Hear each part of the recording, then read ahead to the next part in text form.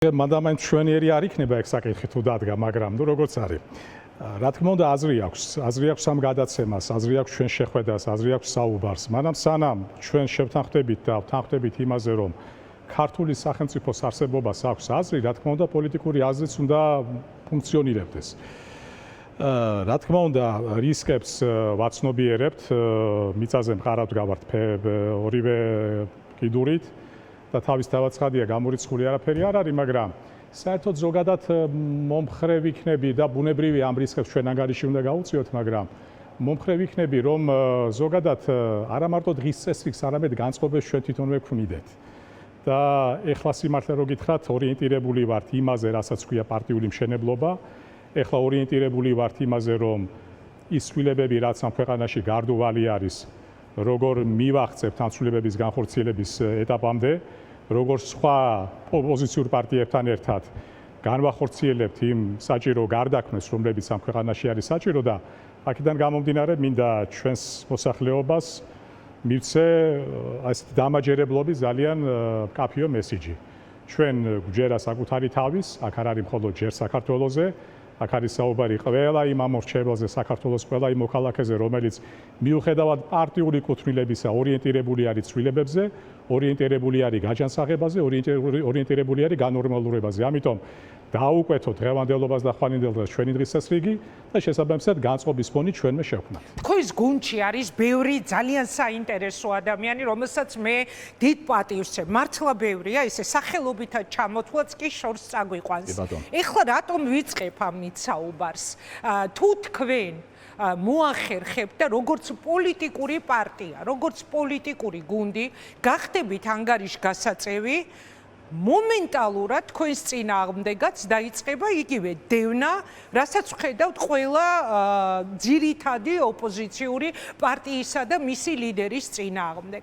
განსაკუთრებით წეღან ზალს ვეუბნებოდი, ივანიშვილს არ უყვარს ის ხალხი ოპოზიციაში გადასული, რომელიც ოდესღაც მის გარემოცვას წარმოადგენდა. შესაბამისად, შესაძლებელია აღმოჩნდეთ თქვენ თავადაც დარტყმის ობიექტი. აი, როცა ამბობთ, რომ ჩვენი გზა და აუცილებლად უნდა შევქმნათ დღის წესრიგი, როგორ წარმოგიდგენიათ, როგორ უნდა შექმნათ დღის წესრიგი, მართლა მინდა რომ მოგცეთ ეხა საშუალება ჩამომიყალიბოთ, აი, როგორ წარმოგიდგენიათ, რომ მიდიხართ იმ გზამდე, სადაც თქვენ ქართულ ოცნებას არყევთ. ცვლით ჯერ ვერ გეუბნებით, აი თუნდაც არ ყევთ. ჭკუით. როგორ? ჭკუით, რომელიც გამოიხატება იმაში, რომ ალბათ კარგული სტერეოტიპული მიდგომები, რასაც ქართული ოპოზიცია იმეორებდა წლების განმავლობაში, ეს რევიზიას ექვემდებარება.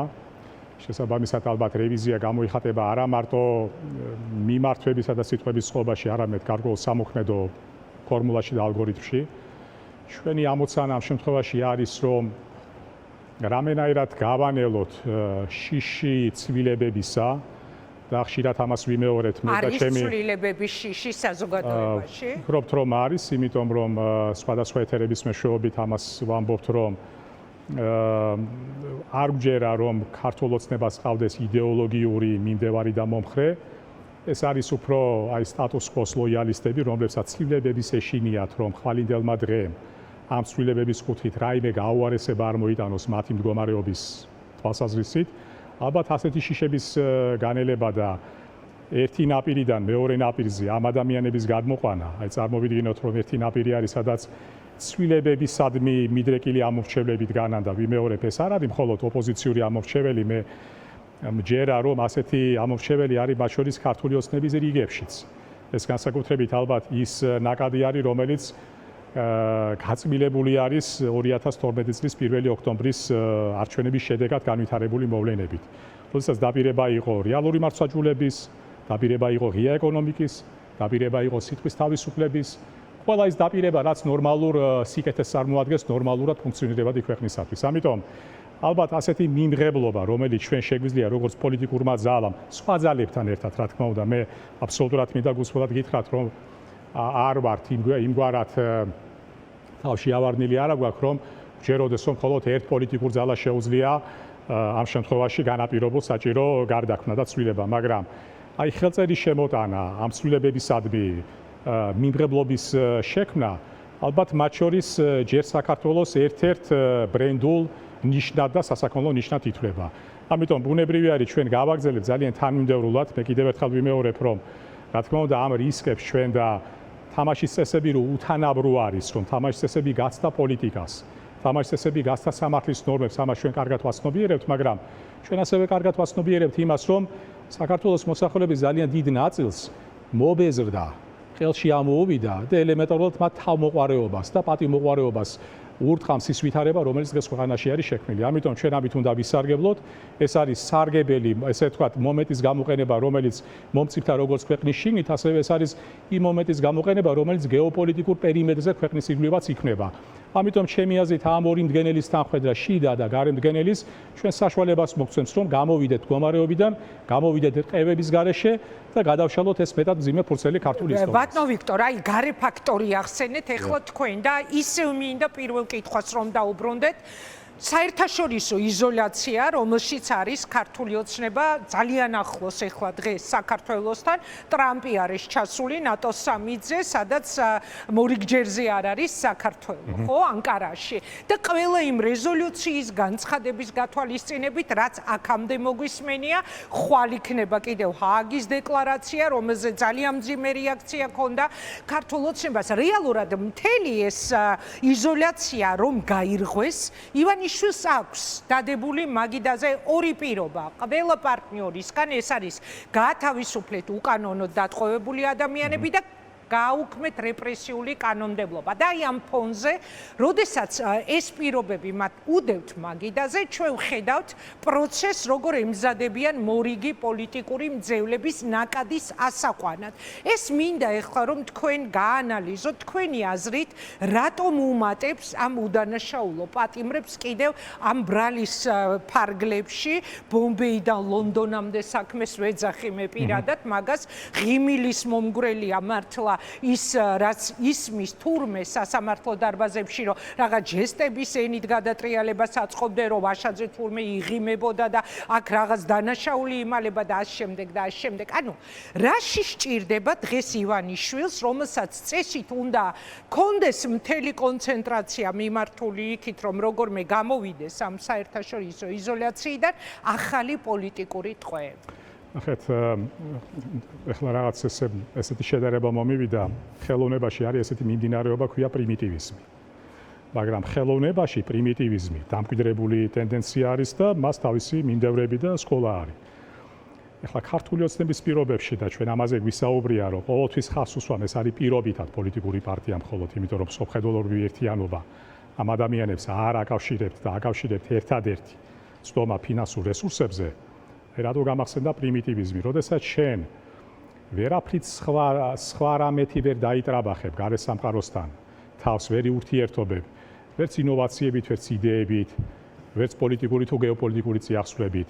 ბუნებრივია შენ დადიხარ ძალიან პრიმიტიულ ხერხამდე შენი ძალაუფლების გამოვაჭრების. აქ სხვა შორის ეროვნულ ინტერესებზეც საუბარი არ არის და ქვეყნის ინტერესებზე ჩვენ სამი შერეერ აზედაც ეგრეთ წოდებულმა საძალაუფლებო პარტიამ ქართული ოცნების სახელით აიღო წვდომა, ეს არის რეპრესიულ აპარატზე, ფინანსებზე და პროპაგანდაზე. და პრიმიტივიზმი იმიტომაც ვახსენე ინგა, რომ ამის წინ ჩვენი ბოლო შეხვედრისას ვახსენეთ, რომ აი ბელარუსული მოდელი და ჩვენ სხვათა შორის თუ ობიექტურები გვინდა ვიყოთ, ლუკაშენკოსაც ვერ დაუწუნებთ ამ მიდგომას, იმიტომ რომ დასავლეთმა და ამერიკის შეერთებულმა შტატებმა გარკვეულწილად ამ ინსტრუმენტის დამკვიდრების საშუალება მისცა. ივანიშვილისგან განსხვავებით, რომელსაც არც არავინ არ ევაჭრება. ამდენად აი პრიმიტივიზმზე საუბრისას, გამოვაჭრებაზე საუბრისას, ალბათ იგივე თარგის მიმდევრები აღმოჩნდნენ ქართულ ბოლოსში, რომ იფიქრეს, რომ ადამიანური მასალის მომარაგება, მე ოდის ვითხოვრე ახლა ასეთი სიტყვათა წყობისათვის, მაგრამ ალბათ ყველაფერს აი მათი გადმოსახედიდან, ალბათ ასეთი ტერმინოლოგია უფრო გამოსადეგი და უპრიანი იქნება, შეიძლება დამატებითი კოზირი იყოს, დამატებითი რესურსი იყოს, იმიტომ რომ სხვა ინსტრუმენტი ნორმალური საკომუნიკაციო ენის განსახორციელებლად, ნორმალური თუ გინდათ პოლიტიკური და გეოპოლიტიკური ვაჭრობისათვის. როცა ეს რესურსი არის მილევადი, რჩება ეს თქვათ ასეთი პრიმიტივიზმის, პრიმიტიული პოლიტიკის გამოვლინების ფორმები ქართული ბოლოდან და ალბათ ეს ჩემი დაშვება არის, ახლა მე იმ სამზარეულოში ავტორიანებ მადლობა ღმერთს, რომ ალბათ მიდგომა ესეთი არის რა, რომ შავსა და თეთრ შორის ასე ყოფენ პოლიტიკას. ან ასე, ან შავი ხაზით მივდივართ, ან თეთრი ხაზით მივდივართ და თეთრი ხაზი მათთვის არის სწორედ ასეთი ძალიან მდაბიო ელემენტებისა და ფორმების შემოღება დასავლეთთან და ზოგადად გარე სამყაროსთან საკომუნიკაციო პოლიტიკაში და ეს სხვათაშორის მარტო დასავლეთს არ ეხება, ეს ზოგადად მთელ სპექტრს ეხება, იმიტომ რომ მთელი რიგი მოვლენებისა, რაც ქვეყანაში ხდება, მათ შორის ბოლო ანაკლის თემის განვითარებით, მეტყველებს იმაზე, რომ გამორჩეულად დაალაგებული ურთიერთობა ამ ხელისუფლებას არც ერთ თავარ ვექტორთან და პოლუსთან არ აქვს. აი ანაკლის თემამდე მივედით, სწორედ ეს მინდოდა რომ მეკითხა თქვენთვის მოისმენთ ცხადია, გულშინდელი განცხადება ანაკლიასთან დაკავშირებით თქვენი შეფასება როგორია? ნუ საერთოდ ზოგადად მთელი ეს პროცესი რომელიც ჩამოყალიბდა რაღაცა ეს თქვა აი ტელესერიალისთვის გამზადებულ საგათ და მასალად, სადაც მრავალი პერსონაჟი შეიძლება შენ გადაათამაშო, მრავალი სიუჟეტი და ასე შემდეგ ძალიან კარგი სერიალი მიიღო. ეხლა ჩვენ ძალიან შორს რო არ წავიდეთ, როდესაც ანაკლის კონსორციუმი შევიდა თემაში კონტი ჯგუფთან ერთად და ასე შემდეგ, მე ძალიან მაინტერესებს ერთი რამ, ამ ჩინურ კონსორციუმთან რა მოხდა. ხო, აი ეს მაქვს კითხვა. ორი წელი რომ მიმდინარეობდა მოლაპარაკება და რეალურად გამოცხადდა გამარჯვებული როგორ წარიმართა მოლაპარაკებები, რა იყო ამ მოლაპარაკებათა ჩაშლის მიზეზი, იმიტომ რომ ჩვენ ხშირად გვესწოდა ინფორმაცია, რომ მზადდებოდა კონტრაქტი, მიდიოდა მოლაპარაკება, უფრო მეტიც სახელმწიფომ გარკვეული წინარე ნაბიჯების გადადგა, როდესაც მოსამზადებელი სამუშაოების წარმოება დაიწყო შესაბამის ტერიტორიაზე, ანუ ხორციელდებოდა სახელმწიფო ფულის ჩასხმა, რომ ინვესტორისთვის გაცილებით უფრო მიმზიდველი ყოფილიყო ეს თემა. მაშინ სადამე რა არის, ასე ვთქვათ, მოლაპარაკებათა ჩაშლის მიზეზი. ეს ერთი საკითხი, რაც ბუნებრივია, ჩვენ არ განგვაწყობს, რომ აი მორიგის სერია, რომელიც ამ ლენდლორდის მოდელის დამკვიდრებას ეხება, რისი წინააღმდეგიც მე პირადად არ ვარ, იმიტომ რომ საერთოდ ფიქრობ, რომ იმ სამყაროში, რომელიც ეკონომიკური ნაციონალიზმით ხასიათდება და ხშირად ამას ეკონომიკურ ავტარკიასაც ეძახიან, იმიტომ რომ ნაციონალიზმის უკიდურესი ფორმა არის და ორიოდე სიტყვით რო ვთქვათ, ეს რა არის? ეს არის ქვეყნის ეროვნული სახელმწიფოს თავდაცვის ფუნქცია, რომ კრიზისების პერიოდში როგორ გადააგოროს კრიზისი, როგორ გადააგოროს შოკები, როგორ იყოს რესურსულად თვითკმარი და რა თქმა უნდა ამ გადმოსახედიდან ისეთ კომპაქტურ ერს სტრატეგიული ობიექტების საკუთრება შენარჩუნება რა თქმა უნდა არ გია. გეოპოლიტიკური ინტერესებიდან გამომდინარე, მაგრამ აი ეს თემა, რომელიც ახლა ჩვენ ვახსენეთ, ის ბუნდოვნობა, რომელიც წინა ეტაპს ეხებოდა და ალბათ მე ვარაუდობ და სავსებით საფუძვლიანად, რომ ეს ბუნდოვნობა და უცხადობა გაგრძელდება შემდგომ ეტაპზეც. უფრო მეტიც, ესე იგი, დათქმა არის და პრინციპი არის ამ მოდელის, რომ სახელმწიფომ გაცილებით უფრო მეტი ფული უნდა ჩადოს. ჩვენ ვიცით, რომ სახელმწიფო ბიუჯეტში მიმდინარეში ეს რესურსი პრაქტიკულად არ მოიპოვება. და ისიც ახლა ქვეყნისა ან ქვეყნების დასახელების გარეშე არის ესეთი ტერმინი ეკონომიკაში, მაგრამ ეს არ არის მხოლოდ ეკონომიკური ტერმინი, ამას ქვია სავალო მახე. და ეს კომბინაცია არაერთ ქვეყანაში გათამაშდა, რომ შემდეგ აქტივი, რომელიც დაიტვირთა ვალის სავალო სასესხო ვალდებულებების შეგდების შემთხვევაში გადავიდა საკუთრებაში. ესე იგი, აი ეს უცხადობა, ეს ბუნდოვნება, ეს გაუმჭვირვალობა უკვე ბუნებრივია ბადებს ნებისმიერი ასეთი ვინმესთვის კონსპიროლოგიური, მაგრამ ჩვენთვის აბსოლუტურად დასაშვები კომბინაციების უნდა გავიხსენოთ, რომ ამ გადაწყვეტილებამდე არც თუ ისე დიდი ხნით ადრე ამერიკის სახელმწიფო დეპარტამენტის დელეგაცია იყო, ხო? მაგალითად ამ კონკრეტულად კადრების გვიჩვენეს, ანუ მათი დაინტერესება და ერთი კიდევ ახლა ესეთი თემა, რაზეც ამბობენ სიტყვა ალბათ არ არის მოსატანი, მაგრამ ალიევის ვიზიტის შემდეგ იყო საუბარი იმაზე, რომ აზერბაიჯანის პრეზიდენტი იყო დაინტერესებული მათ შორის ანაკლის თემით.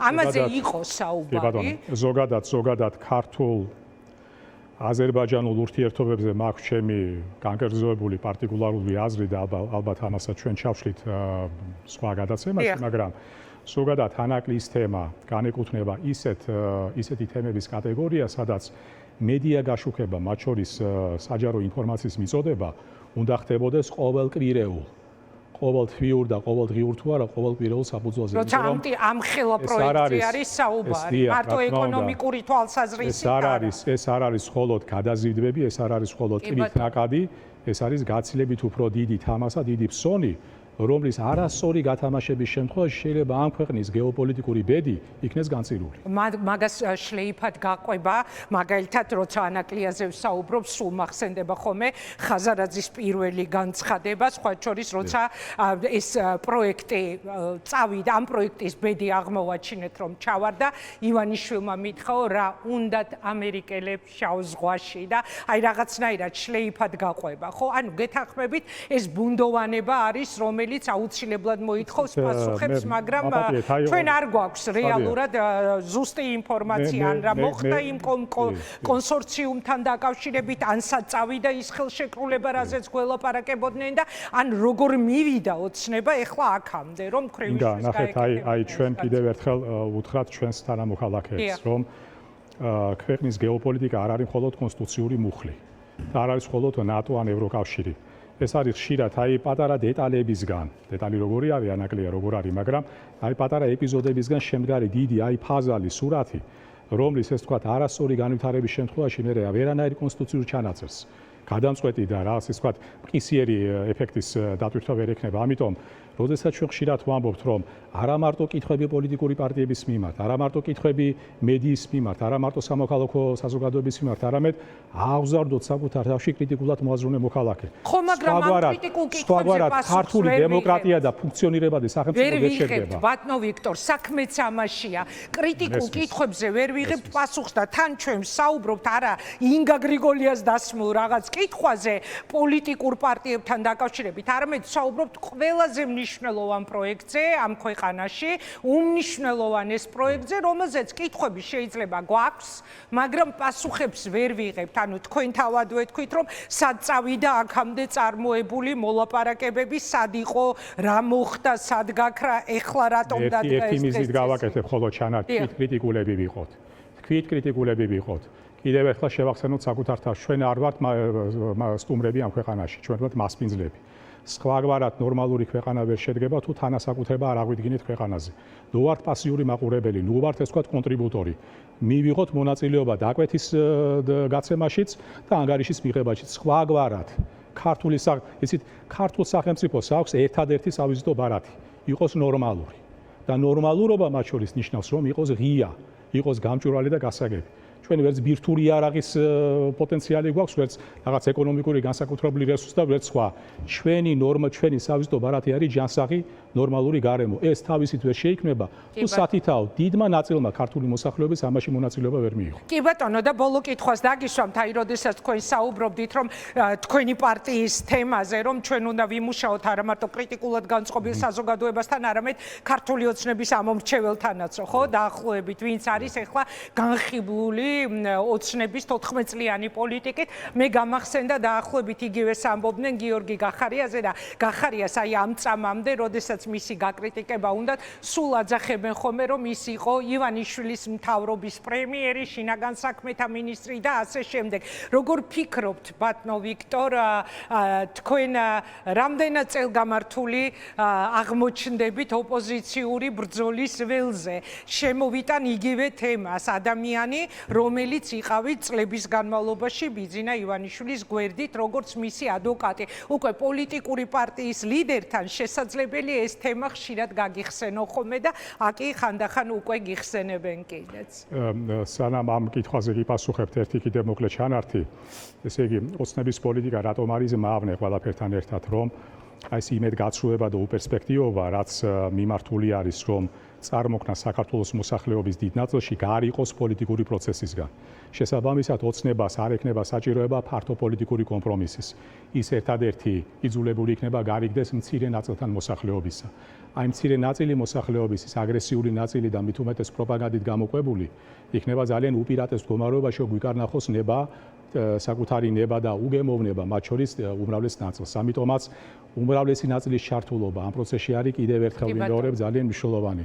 ხა რაც შეეხება თქვენს კითხვას, მე მგონი წელმოხილობის მე არაფერი არ მეტყობა არც ამ გადაცემაში, მოვისმინე სხვადასხვა ძალიან ეპისტოლარული ჟანრის შეფასებები ამ ხნის განმავლობაში. ყველა მათგანს მინდა უსურვო სიმხნევე, ვინც ამ პროპაგანდით არის დაკავებული, ჯანმრთელობა, როგორც პირდაპირი გაგებით, ასევე გადაერთი მნიშვნელობით და ძალიან საჭირო როლს და ფუნქციას კისრულობენ საკუთარ თავზე, იმიტომ რომ საკუთარი დამოკიდებულების თვითლუსტრირებით ფაქტიურად გვიჩვენებენ, როგორი უგვანო არის ქართული პოლიტიკა და მით უმეტეს რაოდენ აქტუალური არის თქვენი და ჩემი ძალისხმევა, ეხლა აქ რო ვდგევართ და გაჯანსაღებაზე ვსაუბრობთ.